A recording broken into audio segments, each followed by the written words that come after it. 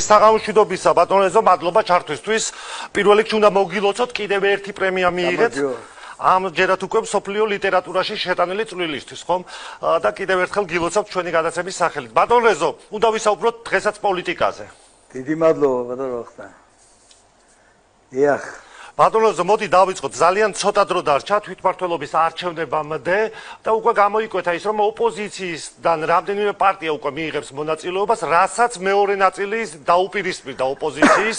თქვენ როგორ ფიქრობთ, რას ნიშნავს აი ეს დაპირისპირება? თუ ოპოზიცია ერთმანეთში ვერ თანხმდება, რატომ აქვს მაშინ პრეტენზია, რომ ხელისუფლებაში უნდა მოვიდნენ?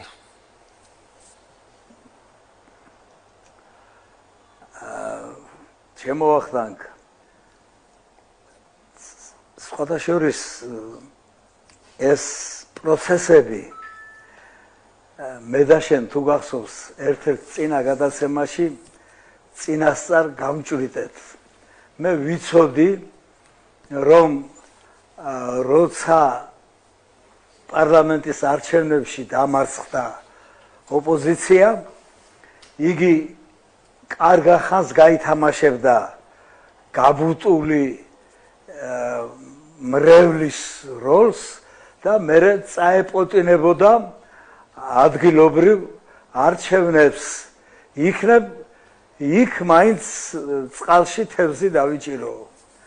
ახლა საქმე ის გახლავთ, რომ მე მათი გულწრფელობისა მაინც და მაინც არ მჯერა.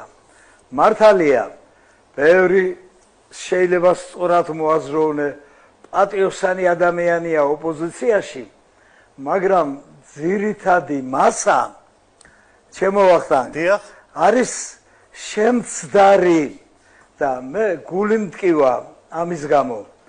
აი რას გულისხმობ?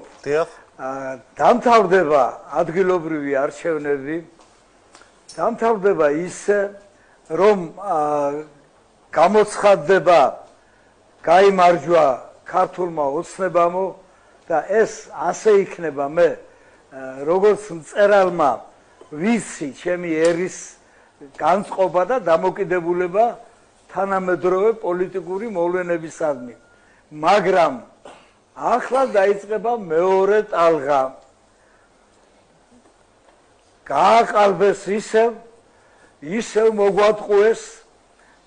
ისინი ხო მიჩვეული არიან იმ გარემოებას, ემუდარებოდა ქართული ოცნება.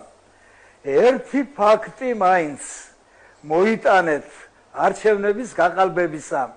არა ჯიუტად იდგნენ. აბა მაშინ მოდით დავждეთ, ვიკამათოთ. კამათი ხომ შეიძლება ფაქტებით. აქაც სასტიკ უარზე იდგა ოპოზიცია და როცა მიმართავდა ჩვენი ხელისუფლების რომელიმე წარმომადგენელი, რომელმაც ვერაფერი ვერ გააგებინა ოპოზიციას, უცხოეთის ზოგიერთ აი ამ ოპოზიციის დამხმარე დამქაშს, მოდით ვიკამათოთ, დავждეთ, იქნებ თქვენ გაქვთ რაიმე ფაქტები იმისა, რომ არჩევნები გაყალბდაო. ისინი სასტიკ უარზე იდგნენ. ჩვენ თქვენთან კამათს არ ვაპირებთ, ფაქტი ერთია, რომ არჩევნები გაყალბდაო. ახლა გუშინ წინ ტელევიზიის ერთი წარმომადგენელი ჩემო ვახტანგ ქუჩაში დადიოდა და მოქალაქეებს ეკითხებოდა, მითხარით თქვენი აზრი ოპოზიციაზეო. ზოგმა რა თქვა, გაბრაზებული მოქალაქეები მოგეხსენებათ და ერთმა თქვა, ერთი სიტყვით შეიძლება დავახასიათო დღევანდელი ოპოზიცია. ბრძანეთო, ჟურნალისტმა უთხრა, დაღლილი თქვა. დაღლილია ასე ფიქრობთ ოპოზიცია? ახასიათება. ხო, გამეცინა ამაზე. ჭეშმარიტად დაღლილი. ახლა როცა არ მოწყინდებათ და ერთი და იგივე ფორმა თავისი პოზიციის გამოხატვისა, წინააღმდეგობისა, ეს გაუთავებელი მანიფესტაციები გრძელდება, უკვე რამდენიმე თვეა, დიახ.